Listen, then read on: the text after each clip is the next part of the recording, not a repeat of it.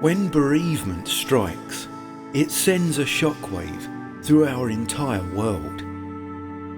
When my father died very suddenly, it shattered my perception of life irreversibly, rendering everything I believed to be strong and reliable, standing tall like a fortified castle, down to nothing but a flimsy, precariously balanced house of cards. I instantly realised just how fragile it all is, how truly vulnerable we all are.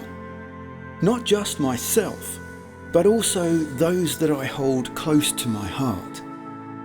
I suppose it's only natural to fear for the loved ones we still have left after someone very close to us passes, because a stark and frightening reality, once safely hidden from our mind's eye, now confronts us within that feeling of grief and loss, an illusion unmasked, revealing a heartbreaking and unavoidable outcome, which tells us that just as we have lost this one person that we love so very dearly, so too shall we lose the others someday. And so it becomes a persistent worry, a chronic anxiety that seeks to remain firmly in our awareness. Maybe it might fade into the background as time rolls on, but always ready to jump screaming back into the forefront of our minds whenever our closest people fall ill or are placed at risk. But what can we do about this? Is the future really that bleak and hopeless? Well, for me, my life has now become a place of acceptance and learning, exploring the depths of these feelings and finding a way to try and make peace with the inevitable, and wanting to live on within this harsh new reality, which is really the greatest of struggles we must work to overcome. How? I can't really tell you in simple terms, as I'm still finding my own way through this. But what I can do is at least share with you the things I have learnt so far. The first is to never assume nor take anything or anyone for granted. Now is the most important time. Tomorrow isn't guaranteed, so if you have something to tell your loved ones, tell them now. If you have something you want to do for them, do it now. Far too many regrets come from wishing we had said or done something for our loved ones, but didn't. Know that the power to avoid just such a regret is quite literally in what you choose to do right now. The second is to never part on bad terms with family, friends, or partners.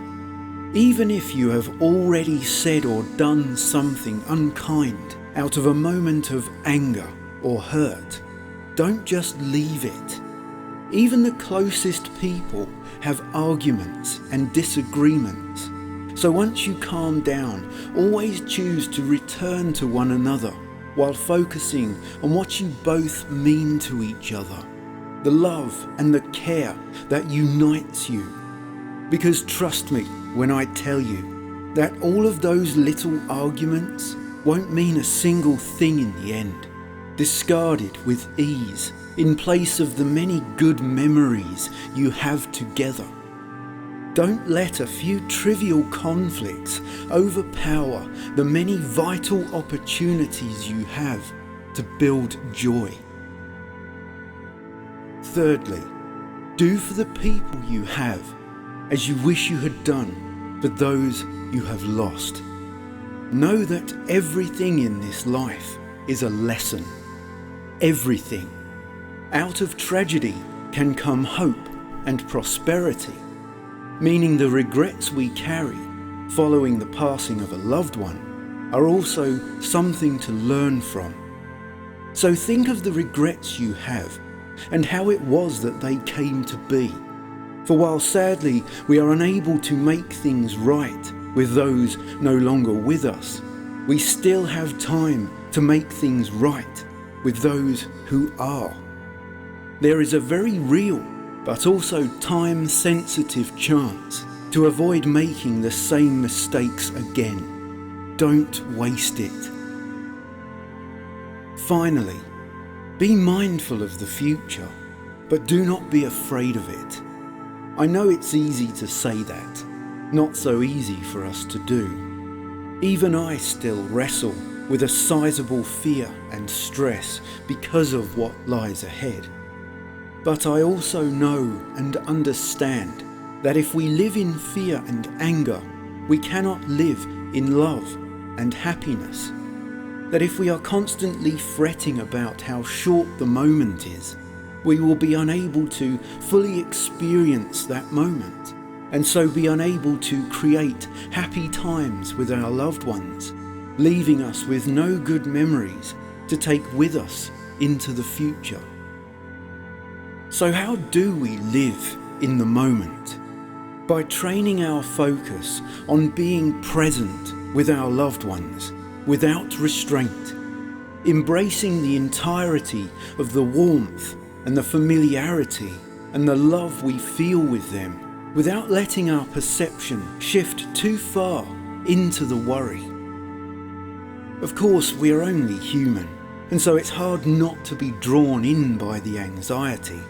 So like I say, it's okay to be mindful of the future, but all I'm asking is to try and manage it in such a way that it doesn't scare you into missing out on the present moment and the quality time you have available with your loved ones. Because a moment really can last a lifetime if we want it to, but only when we preserve it as a memory. Know that grief is one of the most difficult, if not the most difficult experience that any of us will face in this life. And if we choose to love anyone, if we choose to care and value others, then this grief is unfortunately destined.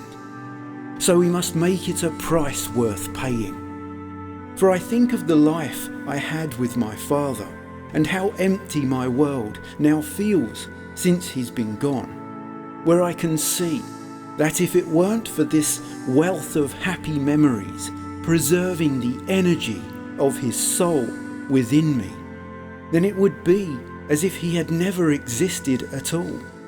That every meaningful thing we created together was for nothing. And quite honestly, that thought strikes a deeper feeling of loss within my heart than his untimely passing ever will.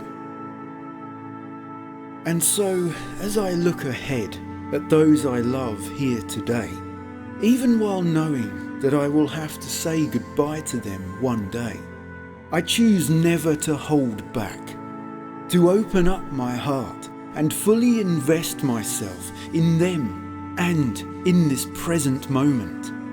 Because if I am to learn from everything that I have faced from the day I lost my father, knowing what has helped me carry on and what stands important, I can see that to do anything less would be to lose everything.